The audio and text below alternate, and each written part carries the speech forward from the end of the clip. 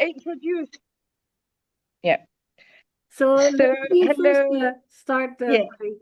Hello, Welcome to everybody. everybody. I see people from Asia and from America, so we're very happy to see everybody here. The floor will be today to Anne, who is a long-time user of Hofstede, and she teaches at the University of Brussels, I think, or Yeah. It's Higher Education Institution of Communication. Yes. And we were just talking about the languages she speaks. There are many, among which Korean, Chinese, Japanese, Russian, Polish, and many others. So I give the floor to Anne. Thank you very much. Yeah. Thank you, Luz. So today, as you know, I'm interested in communication because I'm teaching in a higher education institution for communication. Intercultural communication here is very important. Yes, so I live in Brussels, and Brussels is also multicultural. So I'm interested in this topic. And then last year, a colleague of mine showed me a book which is called, well, that you can see here, but I will show it on my PowerPoint, Le Chaman et l'écologiste. So it's here, this book in French, but it's also, you have the English version. Okay. And I thought, oh, this is quite interesting because it sort of reunites two types of cultures and two types of action related to environment. So I will explain all this to you. So I will actually start my PowerPoint, so to share this with you. And so you will be able to see. Okay. So the topic, as it was mentioned, so it is intercultural communication and environment.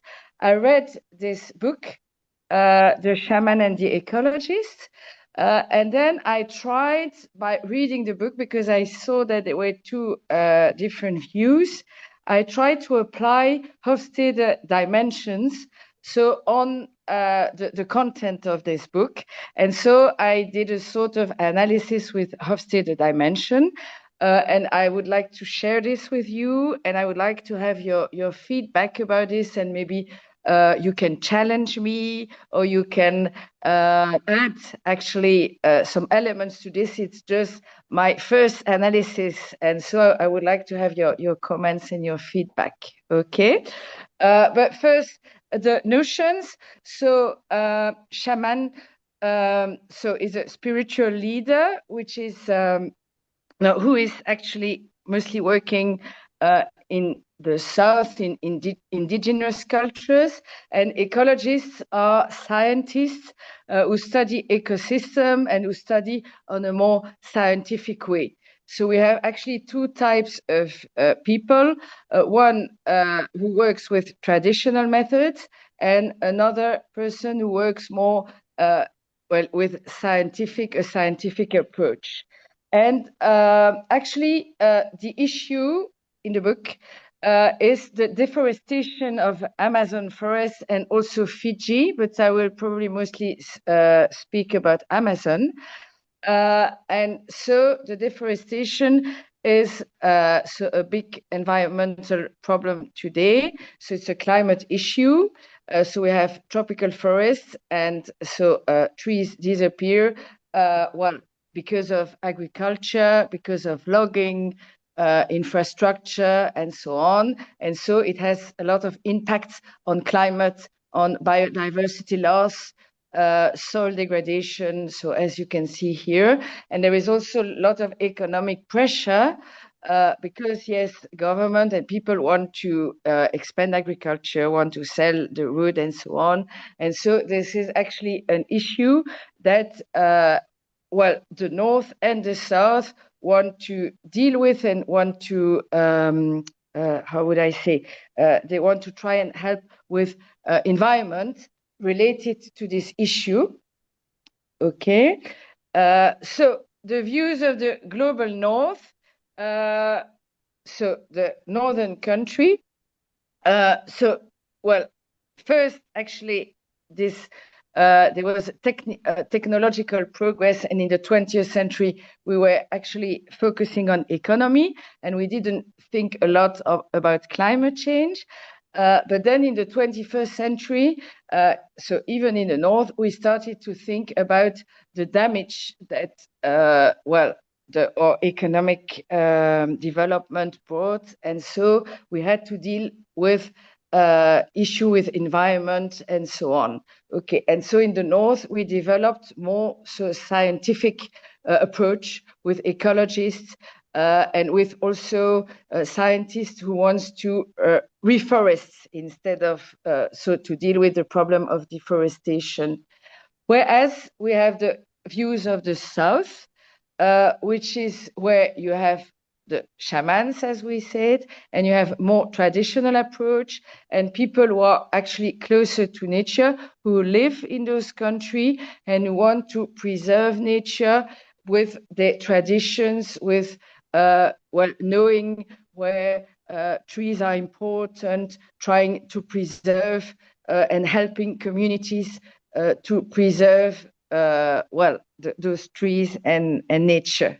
Okay, so I hope you have a view of the problematic here, the issue at stake here. And now, so this was sort of overview of what is in the book. But now what is probably interesting for you is the analysis that I did with Hofstede. So the cultural comparison, and then I wanted to compare actually two countries in the North, the UK and the US, dealing dealing with this issue. And I put for the South, Peru and Fiji, because those are the countries which are victim of deforestation. And so I want to present you my analysis with Hofstede, analyzing the dimension in those two different parts of the world. Is it okay for everybody? Yes? Okay.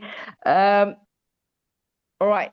So I started, so maybe after I explained my analysis of the dimensions, maybe then I would like to have your feedback or your challenge on this analysis.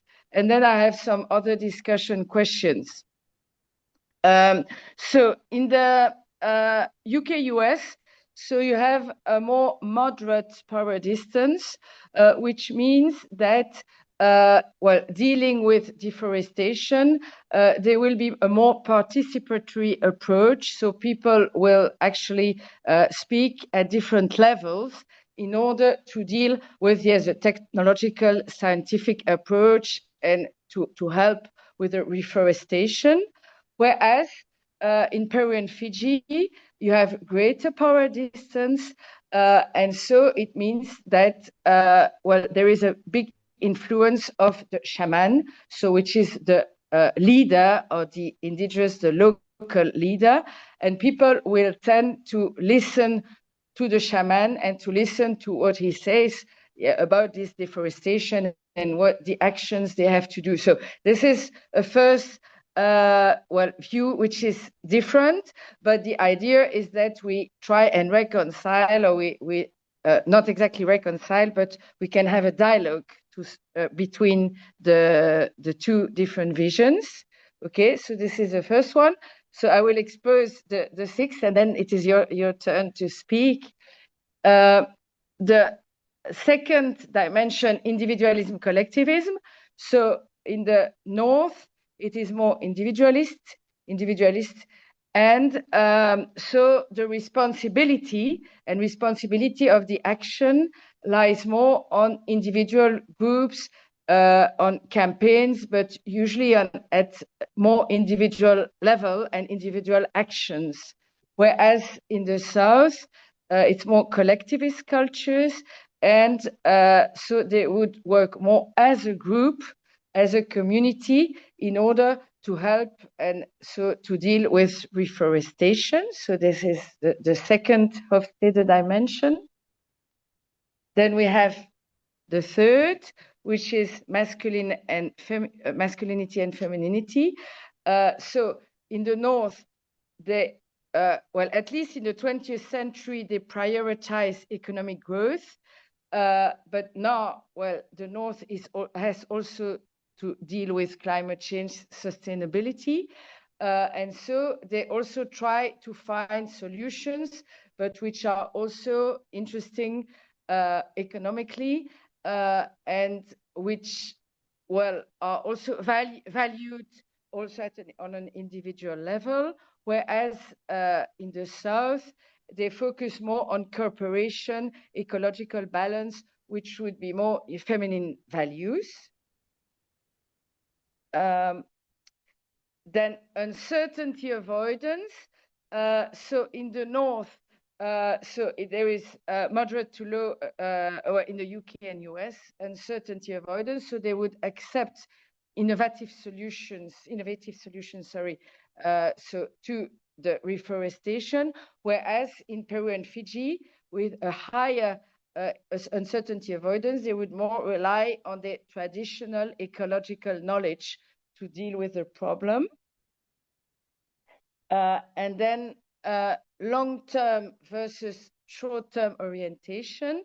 Well, in the North, they would mostly, they have short-term orientation, so they would want immediate results. So they would try to replant, reforest, and they want to see the planting of the trees, and they want to see more direct solution. Whereas in Peru and Fiji, where the problem occurs as well, so they want more sustainability. They think about future generation. They think about conservation more, well, in the long term, let's say. And the last dimension would be indulgence and restraint. This was a little bit more difficult to apply for this. But so this problem of reforestation and making efforts, well, also as far as environment is concerned, actually requires some restraint normally. And so it might be a little bit more difficult, or it might be more of a challenge for the North, which is usually, and at least UK, US, which are, who are more indulgent cultures, whereas Peru and Fiji would probably be more restrained and would accept so to work for the community, but maybe in a more restrained way. So this is my analysis from with the dimension and with the book. And so the idea is to try to overcome the misunderstandings, and so that both cultures can work together well in for sustainable development, in order, yes, to not to damage the forest so much, and to find solutions so related to deforestation. So I have discussion questions about this, but what would probably be interesting now is to have your feedback and your idea about this problem, and about maybe my analysis of the dimensions, or maybe you can go further in the analysis, or you can even contradict me or disagree with me. So I would say that now we can open the discussion about this topic, because well, you are here for that purpose. So would everyone like to has a question, first question, or something to ask or to comment about this? Or did you understand? Was it clear? I see David de Jong has a remark in the chat. Yes. David, where are you? Can you perhaps explain your remark? No, I was just, but that was at the beginning of the presentation, where it was actually kind of a little bit explained, you know, about like how we went from one mindset to the other, and there, because I think that the contrast there was a scientific mindset versus a technological one, and there I felt a little bit that we actually went from an extractive mindset in the beginning of the 20th century, where we were thinking that we could use nature as a resource without any consequence. and that we started slowly to move to a realization that it was actually more interconnected that we are with nature. I think from there the movement started to move towards towards the scientific mindset and also the more inclusive mindset. That was the only remark that I wanted to make. That's of course a little bit of a feminist. And actually, like what I also think is very, very nice about the end, the recommendations are also very low masculinity. You know, like the recommendations are, let's come together and let's discuss and let's find common ground. That is the recommendations that you wrote at the end. Like, how can we work with this divide? I thought was yeah. But I think what you say is actually interesting, because then, well, I'm not sure, but then in the 20th century, even in the North, yes, we were thinking about economic growth and all this and success. So this would be more masculine, as you say. Mm-hmm. And so we are moving a little bit with climate change towards, more feminine issues. The question is, who is we? Yes. I mean, you're not talking about the Trump administration, are you? No, not really. Nor maybe about our own administration in the Netherlands. I'm not quite sure about the situation in Belgium. Yes, you are actually right, because so I was saying UK and US, but it might not be the US of today. Yes, because it's changing too. So this is a good remark, actually. Yes, because when I was actually reading the book, it was not Trump had exactly. Well, last year it was already Trump, but I started reading before. But it is right. This is also changing. Yeah. I have this article that's in the chat about an Ecuadorian PhD student. She's a lady of 35. Her father was active in protection of the rainforest, and she wanted to sort of make him proud by doing similar things. And she shows that, you know, the Canadians and the Chinese are also robbing big way the forests in Ecuador. And then there's a drug traffic. So people with interests are able to circumvene the good intentions of people without power. This is the big story. And for sure, culture plays a role, but it's sort of a background factor. And in the foreground, in this Ecuadorian case, you see these big geopolitical interests driven by, indeed, by these individualistic, short-term oriented cultures, masculine cultures. Yeah. So this is actually, important to see. At all level of, so I mean, not only deforestation, but different types of issue. As you see, you have the big companies and the big, they are still very much present. Actually have recently entered in Ecuador. Other countries have been robbed before, but Ecuador, it's really happening today. Yeah. I was actually also related to this. So yesterday I saw a documentary which is called In Action, and to see how people still today don't act enough for climate. And so they were actually showing all the big companies, and so they try to lobby. So in the big companies and oil companies and everything, and it's very, very still today very, very hard actually to fight against. And even so, as we mentioned, indigenous people and about deforestation, sometimes indigenous people try to go and have dialogue when it concerns the Amazonian forest and so on, and they are often not invited, and which is actually not normal, because they live there and they live in those countries. So this is a problem. So the lobby and the power of those big companies, which often reject also the dialogue of the local people, actually. But maybe some people have to say about this. I saw some written comments, but I cannot read. There is some question. Shall I read some questions, or? I think Luz has taken care of the first one, and I have taken care of the second one. So we are clean on the score of the chat. Okay.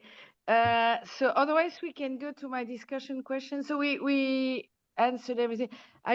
Does anyone else has something to say, either about the problem, the issue, about the analysis of the dimensions, because I think my analysis, it was just the beginning, but there is probably much more to say. And also, well, related, what I didn't actually analyze, it was for the models, well, the analysis. So I analyzed each dimension separately, but maybe we could also think about the different models. But so I don't know whether you want to discuss this. Otherwise, I have other discussion questions. I think no questions yet, so go on with your discussion questions. And yeah, okay. So then I will go back to the PowerPoint. Yeah. Okay. I share. All right, here. But yeah, I have to, sorry, I have to go back to this. Okay, so the first question, it was, yes, well, the idea, how can we better integrate traditional knowledge into environmental policies? So how can we better, yes, integrate, yes, so this knowledge of the people, or maybe some actions of the people, well, into environmental policy related to those big issues. So I don't know whether someone would like to say something about this. It was difficult to. Has anybody experience with small, I mean, indigenous practices or shamans or local leaders coming up with ideas to the big companies? Let me see. I see someone in the chat, maybe. Yes. In Wageningen at my university, there are a number of people who work with the IPBES, the International Panel on Biodiversity and Ecosystem Services. And there they really seriously try to include indigenous perspectives. In fact, the rainforest is not a forest, it's a garden and has been for thousands of years. And it has been maintained by the people who live there as a sort of garden. But it's now being robbed by outsiders who have no interest in that ecosystem, but who have extractive interests. Anyway, so they're trying to do that. But of course, it's difficult because there is power working against you. And also the cultural mindset. So it's sort of in the front, close to close to what happens. You have the power of those with interests, but no stake in conservation. And in the background, you have the cultural analysis. And it's true that the individualistic, egalitarian, and feminine cultures deliver most people, such as in Wageningen or you, Anne, who would like to reverse the trend of devastation. Mm-hmm. But the customer in general is blind to these things. Anyway, that report is interesting, I think. And you could also give it a culture-aware read. Mm-hmm. Yeah. That could be a nice sort of sequel to this first analysis, because here you have sort of the best minds of ecologists and social scientists and people with an open heart to the indigenous local populations.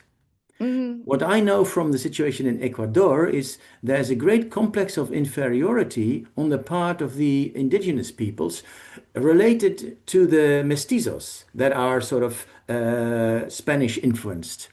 Mm-hmm. And the gringos are the folks with the big bags of money. Mm-hmm. Although the Chinese don't quite fit in that categorization, they also come in with money. And then it's also ambiguous because mining companies do offer schooling to children while at the same time destroying the environment. Anyway, so it's quite a minefield of potential conflicts of cosmology, how do you see the world, and interests. But in the end, I am personally rather pessimistic.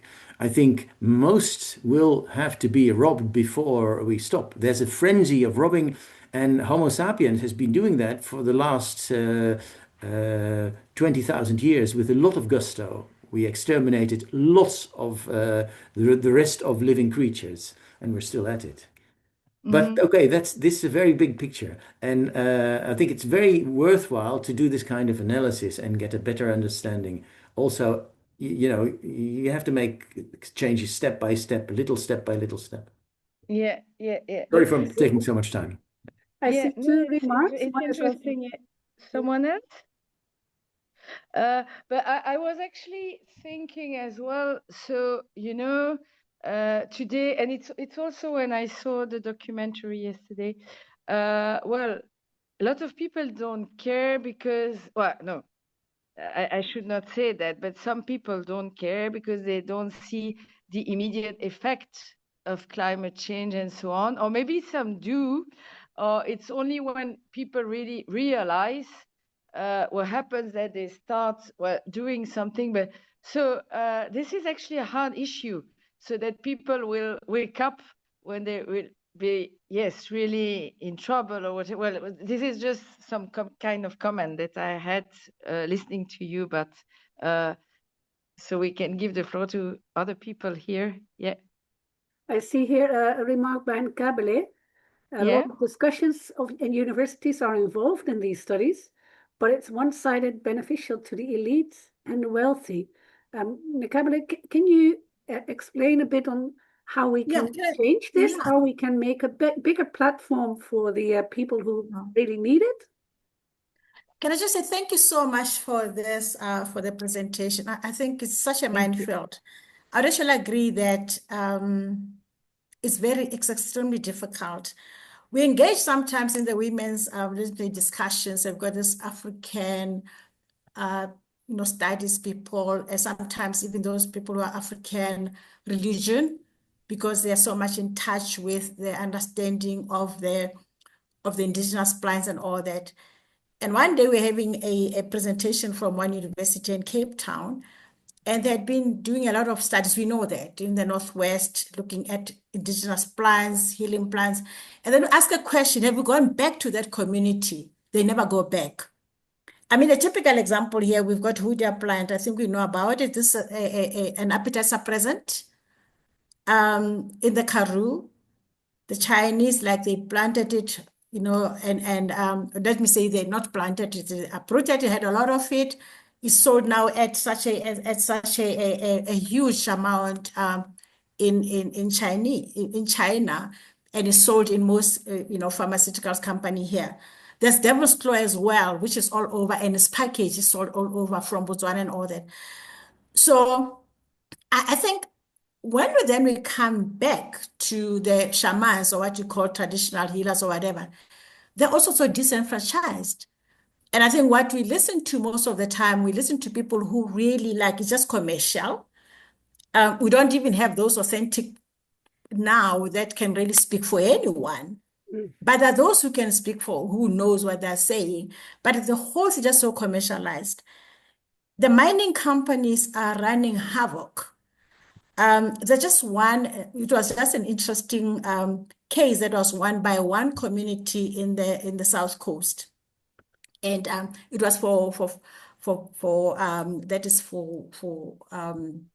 the mining and all that. I think they've got a word for those for the sea and all that. I must tell you, the committee won. By that judge, even now, I don't want to mention the name now. That judge who sat on that, who managed to help the community and sort of come up with a judgment that the community benefited from. He's now been facing impeachment. He was planted, sexual harassment, anything to plant. But those are things that we know that it was because of that landmark victory against one of the mining companies. So yes, we've got a powerful that do everything, but from our side, and sometimes it's like we keep on harping on how our people got so far removed from the land, from the soil, because it's exactly what happened. The 1913 Act of South Africa, which removed people from the land and all that, made people, South Africans in particular, believe that they don't have any knowledge or whatever. So we're still there. And I must say, I agree completely that it's a long, long fight to go on. And when we sit, I'm also feeling extremely pessimistic sometimes. You listen to this, it's like they all sound so positive and all that, but ultimately, there will be the powerful, the elite and all that. So the whole thing of who did this knowledge belong to? it didn't belong to the shaman, but it belonged to everyone in the community. Mm-hmm. And so this thing of making shamans, I do agree shamans are there, but it's something that was lived. It didn't have to belong to a particular class. Of course, they had their own expertise and all, let's agree. But it belonged to everyone. Now, as we speak, Africans don't even believe, they listen to everyone. They don't even believe they've got in them to do anything whatsoever. So, yeah, I do somehow feel a little bit, frustrated. But all over the community is blind, the mind is happening everywhere. Even here, they've got a saying they call Zama Zama. And those where they come, they can come now, they can uproot me in my home, start to put in shafts and all that to mine. And I've got no saying because obviously the political elites are also involved. So yes, but a very, very interesting and useful discussion. Thank you so much. Thank you. Thank you. Thank you for your comment as well. Yeah. Well, but I think so. What I found interesting, it was you said as well. Yes, it's not only the shaman; it's everybody. So the whole community, right? That has to be involved with this. Yes. Yeah. Yes, absolutely, absolutely. This is a communal type of a thing. Yes, collectivism as it is. Yeah, in terms of how we look at our construct of individualism, collective. It had to be all of us. Yes. Yeah. Okay. Well, this is actually great. But then, well, by being as well, so we were talking about Africa here. Yes, I think still, yes, the shaman is still over there, as we mentioned. Power distance is a powerful figure, and I've seen people who really rely. So when there is a problem or so anything, they would rely. They would go to the shaman, and they believe. Yes. So he has a certain role to play actually in the Yes. yeah. I understand. Yeah. Okay. Well, thank you so much for this comment. Yeah. I see two comments of Chisato and Romy, and they're more or less the same about the north and south divide. There are also people living in the north who also have shamans, like in Siberia, as Romy remarked, and the Ainu in Japan. Can you explain a bit about the north-south divide and why you made it like this, and what you know about these people? What you are talking to me, Luz? Yes. Yeah. Well, it's just because I wanted to analyze, and it is only from my book here. Well, because so they are discussing the deforestation and so on, and so I thought, well, this is more in the south, yes, and it was an action from the north to the south, so it's just related to this book, yes, but of course. So you have shamans and you have indigenous people and local people in the north as well. But it's just because I referred to my book and I wanted to do sort of analysis. It's just an example. Yeah. Is it clear to you why I use this?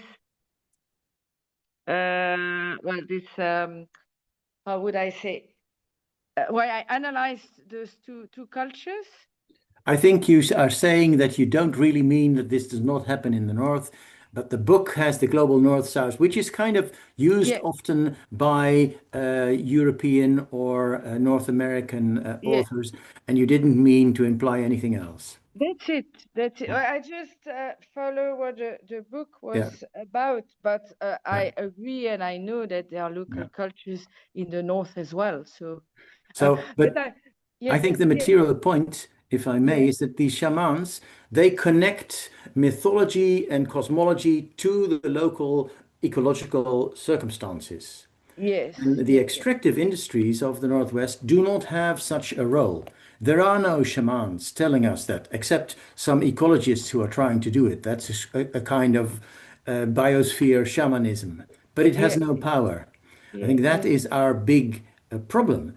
We will need, I think, much bigger calamities, and they are brewing every year. They're getting worse every year. We're going to need really big calamities before the power holders, also in the Western world, are ready to realize that we do need to change things. And I'm very afraid that then what they will do is try to seed clouds with silver iodide instead of changing their behavior.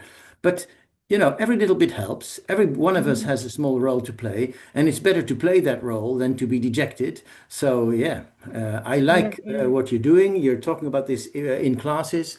Every little step helps.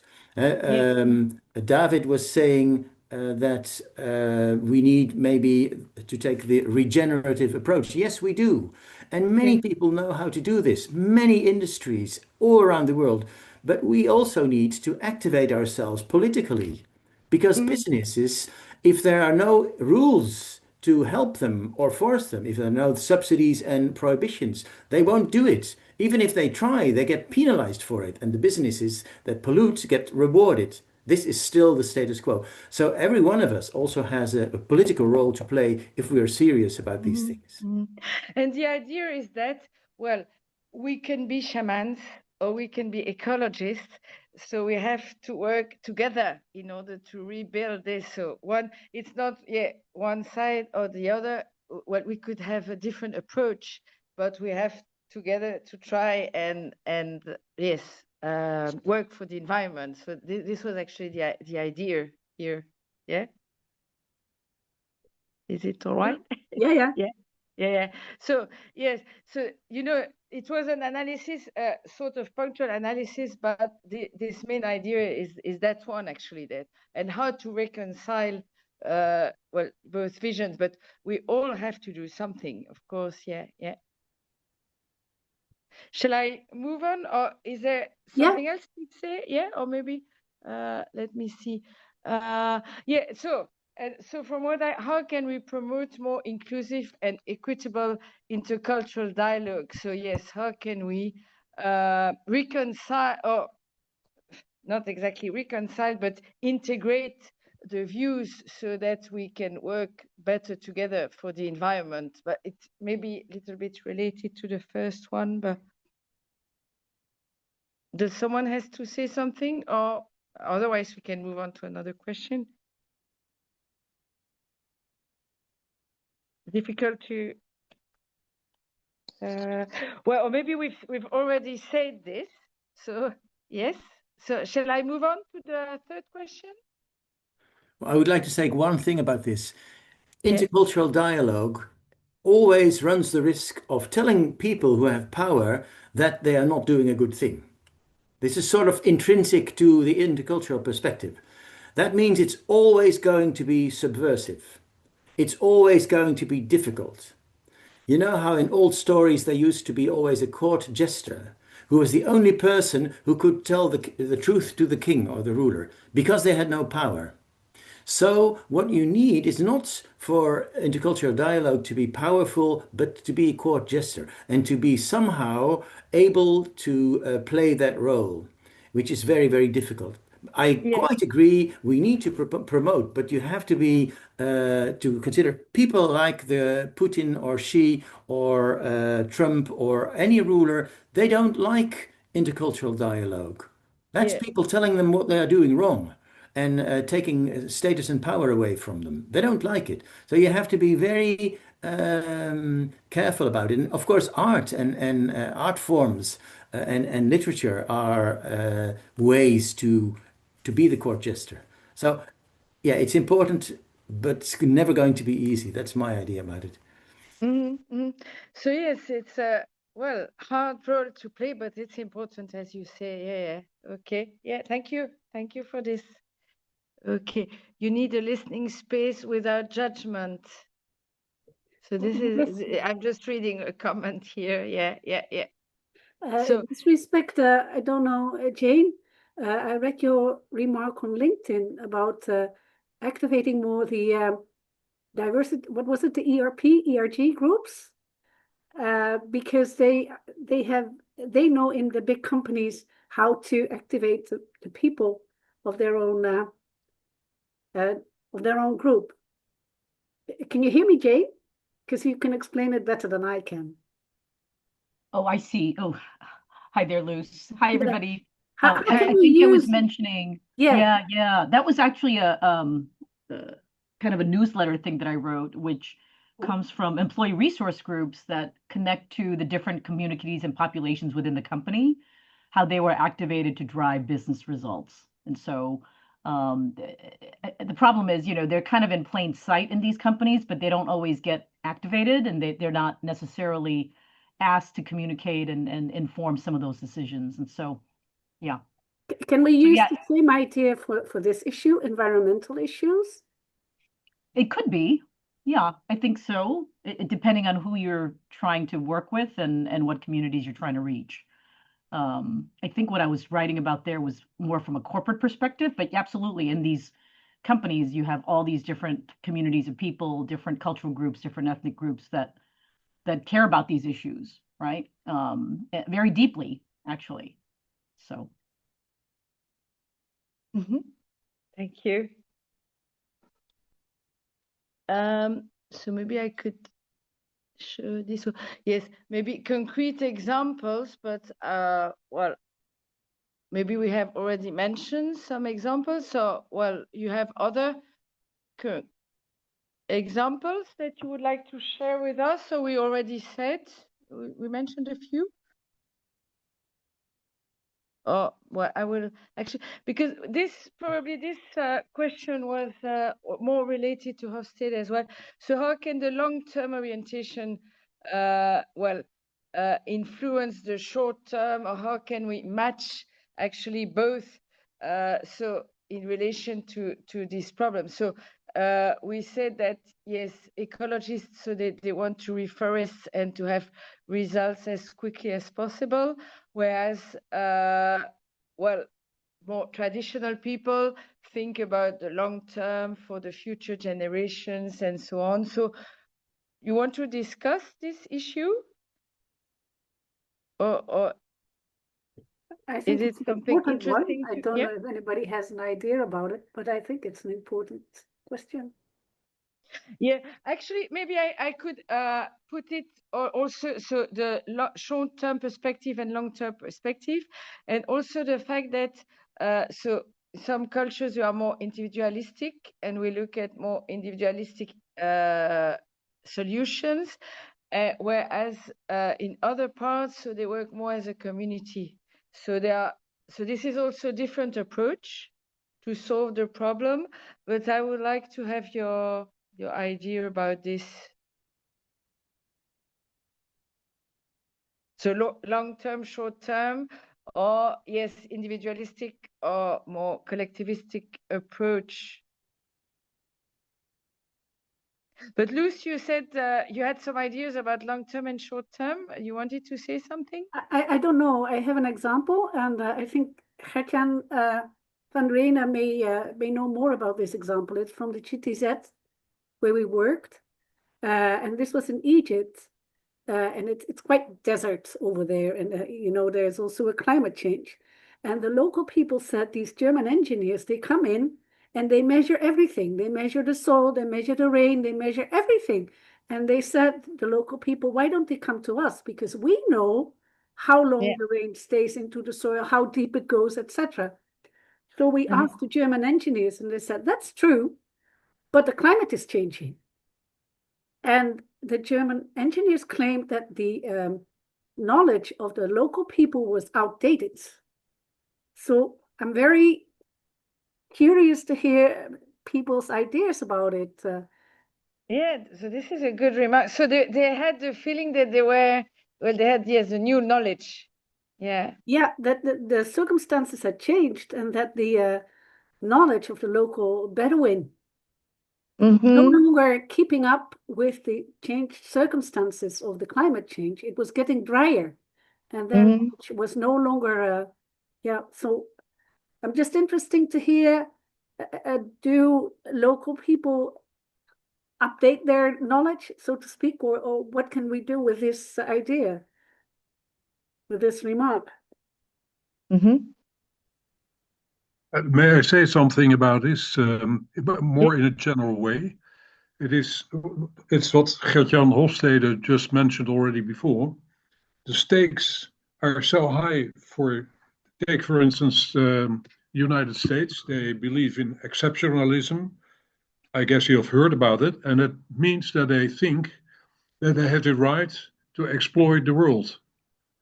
So what can you do against this kind of convictions? And we, with our knowledge of culture, we can maybe make the processes a little bit easier, but first you have to come to the process. Before, I mean, there are too many stakes against it. It's just like all the smoking, it's discouraged to smoke. Everybody knows it's bad, and still they're making huge profits, and that's in the end what counts. And I think it's the same for the environmental issues. Someone like Trump, he may be a crazy guy, but he has a lot of power, and he just tells this is all nonsense we're talking about. There's no environmental issue at all, according to him. That makes our life really difficult.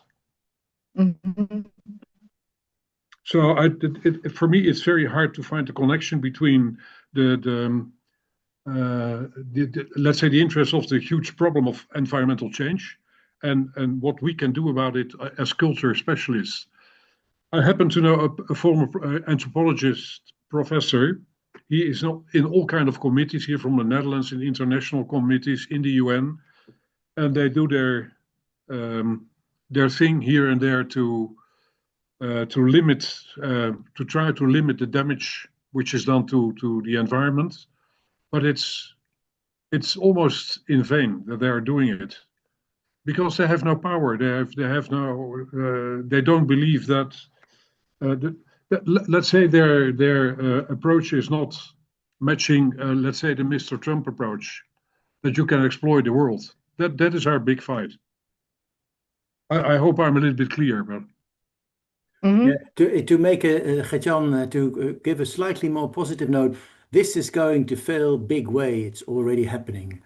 But unfortunately, we are repeating these mistakes. I mean, the attack on Iran is a new case in point. But so I do think that through these various failures, future generations may learn a few things. But it's very hard. This is actually the book I'm writing. So the book I'm doing now in Dutch, De Aard van het Beest, is about these reasons why we are so clever, but we act so stupid. We know so many things. At least some of us, collectively, we know so many things, but we don't act on them. But I think the cultural angle here partly can explain why some societies are able to elect wise and foresighted leaders, and others elect the worst narcissists around. And that's a good question for us interculturalists. Yeah. How does it come about? I mean, empires in the past have disintegrated by getting really bad and self-obsessed leaders. Can we understand those dynamics? And is there a cultural angle to them? That's a nice question and an important one in this context that we're talking about today. I don't have the answer. Yeah. All right. So sorry, go ahead. Yeah, no, I of course I appreciate your more positive approach, Gert-Jan. But I'm a bit pessimistic about what's going on. I mean, it's totally I am crazy. so too, Gert-Jan, but it is a duty for me to also give hope, because if I was not to do that, I would make things worse. Mm-hmm.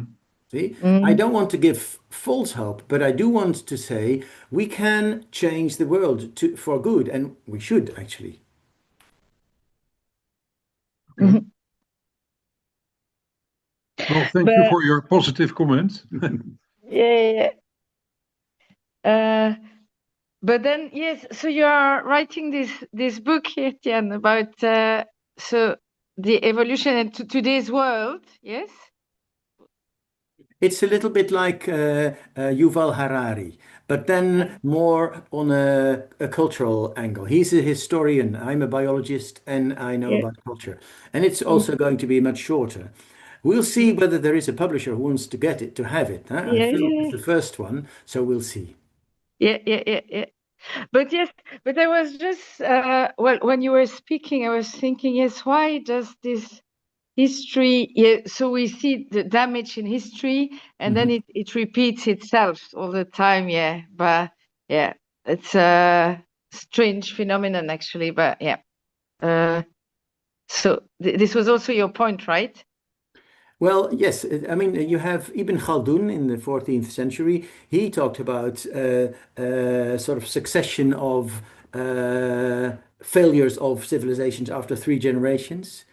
You have Peter Turchin. He recently analyzed the fates of civilizations over time. So I'm not the only person and the first person to talk about this. But yes, culture is probably implicated in these dynamics. And that's an interesting question. Yeah. For instance, I think that large power distance has only occurred after the onset of the Holocene. Before that time, there were no large civilizations. And in every group of people, of a few hundred, you knew everybody. And you couldn't have a despotic leader. Nobody would tolerate that. So the power of myth, it has become so big that we can think that Trump is God. And hundreds of thousands of people think that. And not just Trump, but everybody has their own gods. So, I mean, we are sort of, we have mystified ourselves to a degree that's unbelievable.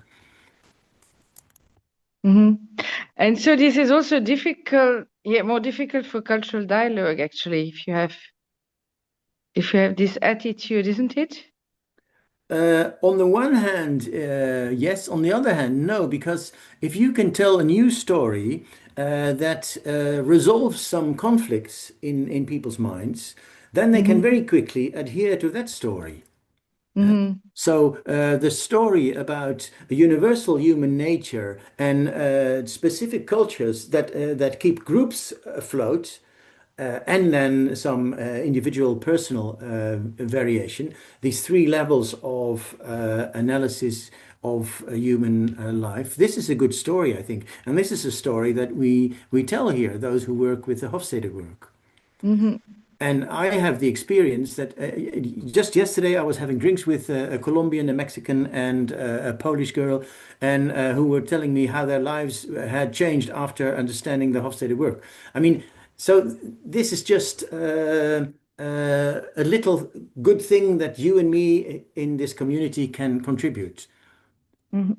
And no, we cannot get rid of Trump and we cannot get rid of the fact that everybody is convinced of their own right. But yeah, that's the world we live in.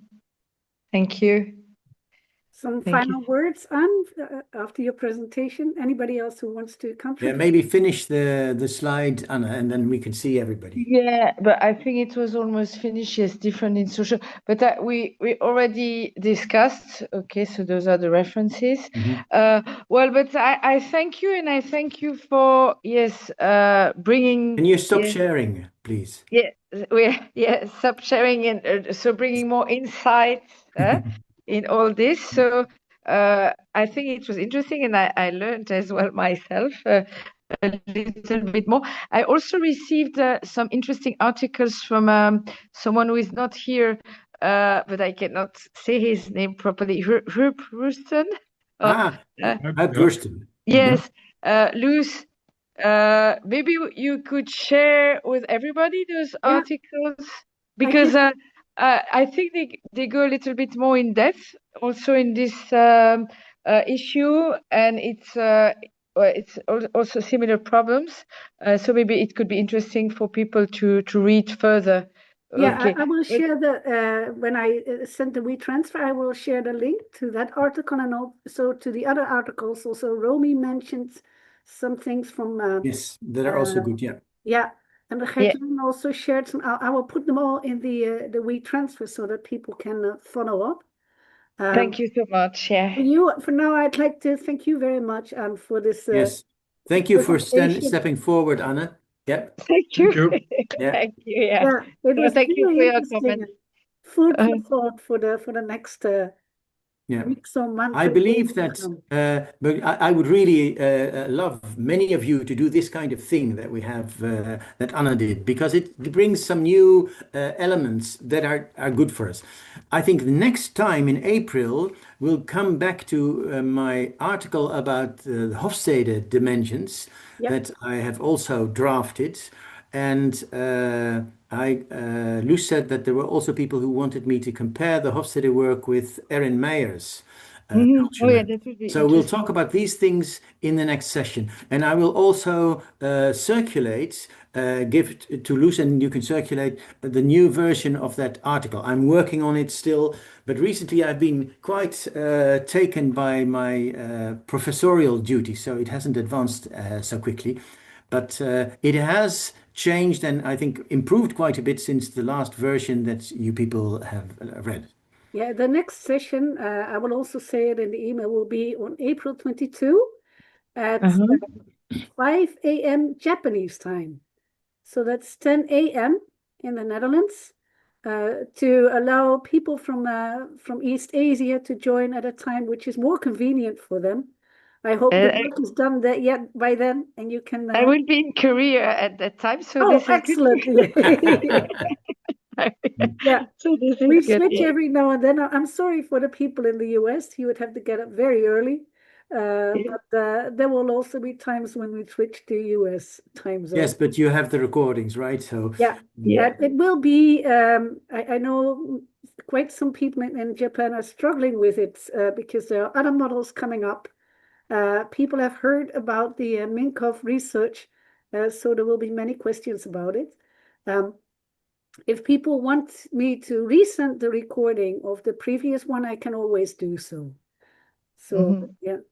So the idea was also of Reiko, so thank you very much, Reiko, for bringing that up. Yeah. Thank you. So next meeting is 22nd of April at what time, Luce? In 5 p.m. Tokyo. 5 p.m. Tokyo. This is great for me. It's 10 in the morning in the 10 Netherlands. a.m. Amsterdam, CET. Okay. Thank you. And I think that would be 11 in St. Petersburg. All right. Thank you so much. Yeah, difficult to combine for everybody. Yeah. Thank you. Yeah, thanks for being here, everybody. Also, you, Nicabella. I haven't seen you in a while. It was nice to hear from you. Yeah, absolutely. It was good to hear your point of view, and I really loved listening to what you were saying and the difficulties you're facing. I never thought about it. So thank you very much. And thank you so much. I think next time at one of the conferences, I'm going to talk about this. I just really found it so fascinating. You could also do it in one of these sessions, Nicabella. Yes, I think let's do it in some May. storytelling and then we can discuss it. May, I'm coming in. Excellent. Yeah. I just think about it. I just have to think about it. I think May, I'll be quite ready. We'll be in touch, Kabali. Yeah, thank you so much. Thank you, everybody. Look at Okay, Have a good evening. Good day. Okay, Bye-bye. Bye, everybody. Bye. Thank you. Thank you. Bye-bye. Bye. Bye. I'm trying to leave. Yeah, thank you. Trying to leave. I'm going to end it now.